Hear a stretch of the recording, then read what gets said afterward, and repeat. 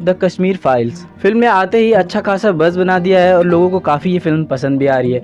बात करते हैं फिल्म की रेटिंग की, तो वैसे इस फिल्म को IMDb ने अपनी तरफ से 10 आउट ऑफ 10 दिया है, तो वहीं गूगल यूज़र के ही 97% लोगों ने इस मूवी को लाइक किया। फिलहाल ये रेटिंग शायद ऊपर नीचे होती रहेंगी क्योंकि ये फिल्म अभी नई है। सो इस बार मूवी के कास्ट के बारे में ना बात करते हुए मूवी की कहानी की शुरुआत करते हैं। क्योंकि मूवी 3 घंटे लगभग लंबी है, तो मैं कोशिश करूंगा कि इस मूवी को आसान शब्दों में और जल्द से जल्द टाइम में आपको एक्सप्लेन कर दूं। So without wasting any more time video की स्टार्टिंग करते हैं। उससे पहले मेरा आप सभी से एक बहुत ही बड़ी रिक्वेस्ट है कि जैसे आप लोगों ने मुझे सपोर्ट किया और इस YouTube चैनल को 5000 फैमिली की, अब वैसे ही जल्द से जल्द इस फैमिली को 10,000 तक पहुँचा दीजिए। So let's roll the intro.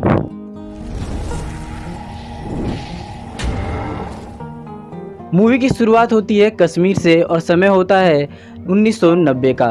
यहाँ हम कुछ बच्चों को बैट बॉल खेलते हुए देखते हैं और उन्हीं के बगल में एक रेडियो पे क्रिकेट मैच की कमेंट्री सुनाई देती है।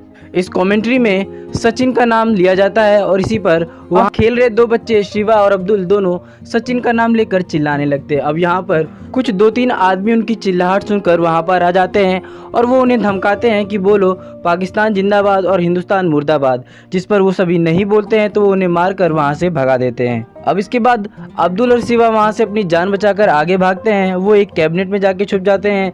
वहाँ देखते हैं कि एक औरत अपनी बेटी को लेकर इलाज कराने के लिए जाती है क्योंकि उसे बुखार है, परंतु बीच में ही कुछ आतंकवादी आकर उसकी मां को मार देते हैं। अब इसके बाद फिल्म में दिखाया जाता है कि कश्मीर में धीरे धीरे आतंकवादी तत्व घुसने लगे हैं। अब इसके बाद सीन कट होता है और शिवा की फैमिली की तरफ दिखाया जाता है, जहां उसके फादर उसकी मां से शिवा के बारे में पूछ रहे होते हैं। यहां उसकी मां बोलती है कि अब्दुल और शिवा दोनों एक साथ खेलने गए थे, तो वो अब्दुल के पिता से पूछता है कि क्या शिवा और अब्दुल खेलकर वापस आए हैं, तो यहाँ उसके पिता बोलते हैं कि नहीं, वो यहाँ नहीं आए हैं। और वो साथ में एक सजेशन देते हैं कि कश्मीर की हालत ख़राब हो रही है और कश्मीरी पंडितों को मारा जा रहा है, तो तुम जल्द से जल्द यहाँ से चले जाओ, हम तुम्हारा घर देखते रहेंगे। अब इसके बाद शिवा के फादर शिवा के दादा को फ़ोन करते हैं, जिनका नाम प्रभाकर नाथ पंडित है, जो कि एक नाटक कंपनी में काम कर रहे होते हैं और वो पेशे से प्रोफेसर यानी टीचर भी होते हैं। अब इसके बाद प्रभाकर नाथ पंडित अपने बच्चे यानी अपने पोते को ढूंढने के लिए निकल जाते हैं स्कूटर से। वो वहाँ पे शिवा और अब्दुल को दोनों को साथ लेकर आते हैं। वो देखते हैं कि कश्मीर धीरे धीरे जलना शुरू कर दिया है और लोग नारे लगा रहे हैं पंडितों को, यहाँ से जाओ या तो मरो या धर्म बदलो। उधर दूसरी तरफ इन सभी आतंकवादी आंदोलन को लीड करने वाला फारूक घुस जाता है प्रभाकर नाथ के घर पे और वहाँ वो प्रभाकर नाथ के बेटे को जान से मार देता है। अब इसके बाद प्रभाकर नाथ भी वहाँ पहुँच जाता है और वो देखता है कि उसका बेटा अब मर चुका है। जिसके बाद फारूक उस अनाज में सने खून को उठाता है और उसकी बीवी को बोलता है कि अगर तुम्हें अपने दोनों बच्चों को बचाना है तो ये खून से सना हुआ अनाज तुम्हें खाना होगा। अब इसके बाद कहानी प्रेजेंट में जाती है और जहां हम देखते हैं मिथुन चक्रवर्ती को, जो कि कश्मीरी किल्स नाम की एक फाइल बना रहे होते हैं, जिसमें आज तक के मरे हुए लोगों के अखबार कटिंग्स जोड़ रहे होते हैं। यहाँ पर और भी लोग आते हैं, ये सभी प्रभाकर नाथ के फ्रेंड होते हैं। इसमें से कुछ मीडिया से हुआ करते थे तो कुछ लोग पुलिस ऑफिसर थे और ये सभी मिलकर बात करते हैं कि प्रभाकर नाथ का पोता आने वाला है कृष्णा, और वो उसके सामने कोई भी राजनीतिक बात ना करे। अब कुछ ही देर बाद कृष्णा वहाँ आ जाता है और उसके हाथ में होती है प्रभाकर नाथ की अस्थियाँ। अब इसके बाद हमें JNU नाम के कॉलेज को दिखाया जाता है, जहाँ पे निवेदिता नाम की एक प्रोफेसर है, जो कि कुछ स्टूडेंट्स को इकट्ठा कर कर वहाँ पे स्पीच दे रही होती है कि कभी भी कश्मीर इंडिया का पार्ट नहीं था। सीधी सीधी भाषा में कहूँ तो वो स्टूडेंट को भड़का रही होती है इंडियन गवर्नमेंट के खिलाफ। इसके बाद कृष्णा उसे रोककर पूछता है कि आपको कश्मीर के बारे में ज़्यादा नहीं पता, कश्मीर में 4000 पंडितों की हत्या हुई है। अब यहाँ पर वो बोलती है कि 4000 नहीं, लगभग 2000 हुई थी ऑफिशियली। अब यहाँ पे कृष्णा बोलता है कि ये सभी झूठ है, एक्चुअल मर्डर हमें दिखाया नहीं गया क्योंकि मीडिया और गवर्नमेंट हमारे साथ नहीं थी। अब इसके बाद निवेदिता उसे बोलती है कि तुम सिर्फ पंडितों की सोच रहे हो, उनके बारे में सोचो जिनका कोई नाम नहीं है, वहाँ पर बिना नाम के रह रहे हैं, वो भी तो मरे हैं। बेसिकली निवेदिता उन टेररिस्ट के बारे में बात कर रही होती है जो कि उन सभी पंडितों को मारने के बीच में वो भी मारे गए थे। कहानी वापस पास्ट में जाती है 1989 में, जहां हम देखते हैं कि प्रभाकर पंडित मिलते हैं मिथुन चक्रवर्ती से, जो कि एक गवर्नमेंट के अच्छे खासे पोस्ट पे होते हैं। यहाँ प्रभाकर उनसे बोलते हैं कि मैंने उड़ती उड़ती खबर सुनी है कि मेरे बच्चे का नाम भी हिट लिस्ट में है, तो तुम कोशिश करके उसे बचा लो। अब यहाँ वो बोलता है हम जल्दी ही कुछ करेंगे, और इसके बाद वो दोनों गाड़ी में बैठकर मार्केट की तरफ निकल जाते हैं, जहाँ उन्हें कुछ सब्जी खरीदते हैं। तो वो उस सब्जी का पैसे पे करते हैं, तो उन्हें रिटर्न में गांधी जी की नोट की जगह जिन्ना का नोट मिलता है। अब यहाँ पर ये देखकर वो चौंक जाते हैं कि हिंदुस्तान में जिन्ना यानी पाकिस्तान का नोट क्यों चल रहा है। यहाँ उस आदमी से वो लोग बहस करने लगते हैं, तो वो बोलते हैं कि कश्मीर पाकिस्तान का है तो पाकिस्तान का ही नोट चलेगा यहाँ पर। अब इस बहस से छुटकारा पाके वो सभी आगे बढ़ते हैं, तो देखते हैं कि कुछ औरतें वहाँ पर चिल्ला रही हैं। ये लोग गाड़ी से उतर के देखते हैं तो वहाँ पे पंडित कास्ट की औरतें होती हैं, जिन्हें राशन लेने से मुस्लिम औरतें मना करती हैं, क्योंकि उनके हिसाब से ये पाकिस्तान है और वो इंडिया के हैं, तो ये लोग पाकिस्तान में नहीं रह सकते। यहाँ पे वो एक बच्चे के हाथ में एक पोस्टर देखते हैं जिस पे लिखा होता है धर्म बदलो या तो भागो या मर जाओ। अब ये देखने के बाद मिथुन चक्रवर्ती उस पोस्टर को फाड़ देते हैं। इसके बाद हम देखते हैं ये पांचों दोस्त मिलकर थोड़े गपशप मारते हैं और ताश खेलते हैं। तो हाँ, ये सभी टीका लाल टपलू जी की बात कर रहे थे, जो कि एक बहुत ही बड़े लीडर थे जिसे JKLF ने मार दिया था। अब इस बात पर ये सभी बहस करते हैं कि ना इस पर मीडिया कुछ कर रही है और ना ही सरकार कुछ कर रही है। यहाँ प्रभाकर बोलते हैं कि दिल्ली ने कश्मीर को ऐसा अकेला छोड़ दिया है जैसे मानो वो भारत का हिस्सा ही नहीं है। अब इसी बीच उन सभी को न्यूज़ मिलती है कि श्रीनगर के हाई कोर्ट के जज जस्टिस गंजू को बीच सड़क पर गोली मारकर हत्या कर दी गई है, जिसकी जिम्मेदारी JKLF ने उठाई है। JKLF एक आतंकवादी संस्था है जिसकी स्थापना मकबूल भट्ट ने की थी। मकबूल भट्ट बहुत सारे रेप और बैंक रॉबरी के लिए अंदर गया था, जिसे तो कोर्ट ने उसे सज़ा सुनाई थी और उसका बदला लेने के लिए उसने जस्टिस गंजू को मार दिया। इसके बाद हम देखते हैं फारूक, जो कि कश्मीरी आतंकवादी है, वो बीच सड़क पर आकर कुछ इंडियन एयरफोर्स के ऑफिसर्स को बीच सड़क पर ही गोली से मार देता है और वहाँ लगे इंडियन फ्लैग को हटाकर वहाँ पर पाकिस्तानी फ्लैग लगा देता है। इसके बाद हम देखते हैं मिथुन चक्रवर्ती एक नेता के ऑफिस पहुँचते हैं, जो कि शायद वहाँ का CM हो सकता है। यहाँ वो उसे कुछ फैक्ट्स बताता है कि कश्मीरी पंडितों को चुन चुन कर मारा जा रहा है और अब तो इंडियन एयरफोर्स के ऑफिसर को भी मारा गया है। अब और इस पर सेंट्रल गवर्नमेंट कुछ भी नहीं बोल रही है। यहाँ वो बोलता है कि अगर मैं सेंट्रल गवर्नमेंट से बात भी करूँ या इसके खिलाफ कोई कदम उठाऊँ तो आपका ऑफिस मुझे इसके लिए रोक देता है। अब यहाँ पे वो आदमी हमें पता चलता है कि वो उनके साथ भी मिला हुआ है। अब इसके बाद हमें कृष्णा का कॉलेज लाइफ दोबारा दिखाया जाता है, जहाँ पे निवेदिता उसे मैनिपुलेट कर रही होती है और कॉलेज के प्रेसिडेंट के चुनाव के लिए अपना नाम फाइल करने को बोलती है। यहाँ वो बोलती है कि हमें टेररिस्ट से नहीं लड़ना है बल्कि उसे ऑपरेट करने वाले गवर्नमेंट से लड़ना है, क्योंकि गवर्नमेंट उनके खिलाफ कोई भी कदम नहीं उठा रही है, तो ये सब कुछ गवर्नमेंट ही करवा रही है। वो सीधा सीधा निशाना गवर्नमेंट को बना रही होती है कि ये सभी गवर्नमेंट करवाती है। अब इसके बाद हम कृष्णा के घर का सीन देखते हैं, जहाँ पे कृष्णा होता है और उसके दादा किसी प्रोटेस्ट से आते हैं और उनके हाथ में एक कार्ड होता है जिस पे लिखा होता है आर्टिकल 370 हटाओ और कश्मीर को बचाओ।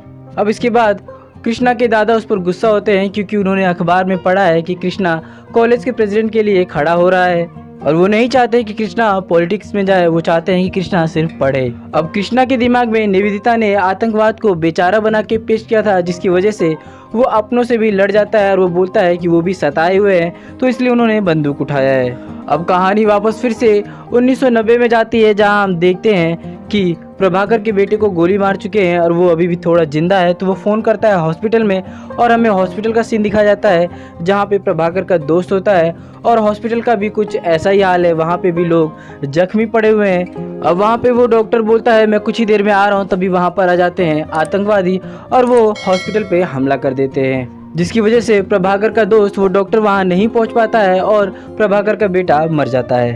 अब इसके बाद वो अपने बेटे की डेड बॉडी को जला देता है और वहाँ से निकलने की तैयारी करता है। यहाँ उसका मीडिया में काम कर रहा दोस्त उसे गाड़ी से लेकर जाता है, जिस पर गाड़ी पर भी कई बार हमला होता है, लेकिन वो लोग बचकर वहाँ से निकल जाते हैं। वहाँ के सभी पंडित एक ट्रक में बैठकर रातों रात वहाँ से बाहर निकलते हैं, क्योंकि गवर्नमेंट ने उनके लिए एक कैंप लगाया है, तो वहाँ पे वो लोग रिफ्यूजी की तरह रहेंगे। इसी बीच कहानी वापस प्रेजेंट में आ जाती है और वहाँ हमें दिखाया जाता है कि प्रभाकर के चारों दोस्त आपस में लड़ रहे होते हैं, कोई किसी को कोस रहा होता है तो कोई किसी को कोस रहा होता है। वापस कहानी पास में जाती है, जहाँ हम देखते हैं प्रभाकर अपनी बहू और अपने 2 पोतों के साथ रिफ्यूजी कैंप में बैठा हुआ है और उनके पास खाने के लिए कुछ भी नहीं है। यहाँ तक तक कि उसे कुछ बचे हुए बिस्कुट चाट कर सोना पड़ता है। अगली सुबह हम देखते हैं कि मिथुन चक्रवर्ती के साथ आते हैं वहाँ पर कश्मीर के होम मिनिस्टर। यहाँ पे वो उनकी दिक्कतों को सुनते हैं लेकिन कोई खास मदद नहीं करते। वो बोलते हैं कि रिफ्यूजी हैं तो इतना दिक्कत तो इन्हें झेलना ही पड़ेगा। अब यहाँ पे हम प्रभाकर को देखते हैं जो कि आर्टिकल 370 को लेकर घूम रहा होता है कि उसे हटाना चाहिए और उसे कुछ दिखाई भी नहीं देता है क्योंकि उसकी आंखों की रोशनी भी धीरे धीरे कम होती है, जिस वजह से वो अपने दोस्त मिथुन चक्रवर्ती को नहीं पहचान पाता है। अब यहाँ पर मिथुन चक्रवर्ती उसके बहू के कैंप में आके बैठते हैं और उसे दिलासा देते हैं कि वो जल्दी उनका इंतजाम करेंगे और वो पुराने दिन कुछ सोचते हैं जहाँ हमें दिखाया जाता है कि किस तरीके से प्रभाकर अपने पोते को सही बातें सिखाता था और शिक्षा का ज्ञान देता था। अब इसके बाद कहानी कृष्णा के कॉलेज की तरफ जाती है जहां हम देखते हैं कि कृष्णा के दादा की तबीयत कुछ ज़्यादा ही ख़राब हो गई है। अब उनका आखिरी वक्त आ जाता है और वो उसे कुछ पुरानी बातें बताते हैं और वो उसे बोलते हैं कि जब मैं मर जाऊं तो मेरी अस्थियों को मेरे घर यानी कश्मीर में ले जाकर मेरे घर के चारों तरफ छींट देना। अब इसके बाद प्रभाकर नाथ पंडित की वहीं पे मृत्यु हो जाती है और इसके बाद कृष्णा अपने कॉलेज में जाता है और निवेदिता मैम से मिलता है और वो उन सभी को बताता है कि उसके दादा नहीं रहे तो उनकी अस्थियों को लेकर अब उसे कश्मीर जाना है। अब ये सुनने के बाद निवेदिता उसे बोलती है कि ये बढ़िया आइडिया है, तुम्हें वहाँ के रियल हालात को शूट करके यहाँ पे दिखाना होगा, यानी वहाँ पर इंटरनेट नहीं है तो वहाँ पे लोग कैसे रह रहे हैं ये हम सभी को दिखाना है, जिससे हमारी पार्टी शायद जीत जाएगी। अब इसके बाद कृष्णा कश्मीर पहुंच जाता है जो कि हमने मूवी की स्टार्टिंग में ही देखा था कि वो अपनी दादा की अस्थियों को लेकर कश्मीर आया था। अब यहाँ पर वो अपने दादा के दोस्तों के साथ अपने घर जाता है और वहाँ पे अपने दादा की अस्थियों को अपने घर के चारों तरफ फेंक देता है। अब इसके बाद वो अपने कॉलेज के काम में लग जाता है और वहाँ के कुछ रूरल लोकल एरिया के लोगों से मिलता है और उन्हें अपने मोबाइल में उनके हालात को शूट करता है। वहाँ उसे एक आदमी मिलता है जिसका नाम अब्दुल है, वो उसके भाई शिवा का बचपन का दोस्त था। अब ये उसे जब मोबाइल में रिकॉर्ड कर रहा होता है तो वो भी इंडियन गवर्नमेंट को ही जिम्मेवार ठहराता है। अब इसके बाद कृष्णा मिलता है फारूक से। ये वही फारूक है जिसने कृष्णा के फादर को मारा था, लेकिन ये बात कृष्णा को नहीं पता होती है। अब यहाँ पे फारूक उसके मन में और भी झूठी झूठी बातें भरता है और वो बोलता है कि तुम्हें पता नहीं तुम्हारे माँ और तुम्हारे भाई को किसने मारा। फारूक कृष्णा को बताता है कि ये कोई और नहीं बल्कि इंडियन आर्मी के फौजी थे जिन्होंने तुम्हारे माँ और भाई को मारा था। अब ये सुनने के बाद कृष्णा की हालत खराब होती है और वो वहाँ से भागकर अपने घर आ जाता है। यहाँ वो मिथुन चक्रवर्ती से बहस करने लगता है कि उसके माँ और उसके भाई को कोई और नहीं बल्कि इंडियन आर्मी ने मारा था। इस पर मिथुन चक्रवर्ती उसे कुछ कश्मीर की वही फाइल्स दिखा कर देता है जो वो स्टार्टिंग में बना रहा होता है। यहाँ वो पढ़ता है कि कैसे कैसे इन आतंकवादियों ने इंडियन के बहुत से पंडितों को जान से मार दिया। अब इसके बाद कृष्णा सीधे जाता है अपने कॉलेज में जहाँ पे निवेदिता सारे स्टूडेंट को इकट्ठा करके स्पीच दे रही होती है और फिर वो इसी स्पीच के बाद बुलाती है आने वाले प्रेसिडेंट यानी कृष्णा को। कृष्णा यहाँ से स्टार्टिंग करता है अपनी स्पीच की जहाँ पे वो कश्मीर को अच्छा बोलता है और इंडिया में जुड़े रहने की बातें करता है, जिसपे कुछ स्टूडेंट्स भड़क जाते हैं, जिसपे कृष्णा कुछ माइथोलॉजी के देवताओं के बारे में बताने लगता है कि कौन कौन कश्मीर गए थे और उन्होंने अपने ज्ञान को और बढ़ाया, तो इस वजह से कश्मीर एक अच्छी और स्वर्ग जगह है और इन सभी ने अपने अपने कार्य में महानता हासिल की, इसीलिए इन्हें पंडित बोला जाता है। वैसे कॉलेज में पंडित उसे कहा जाता है जो कि पीएचडी हासिल कर ले। अब इसके बाद कृष्णा बहुत सारी बातें बोलता है जैसे कि बाहर से जब मुगल आए थे तो उन्हें कश्मीरों ने ही पनाह दी थी।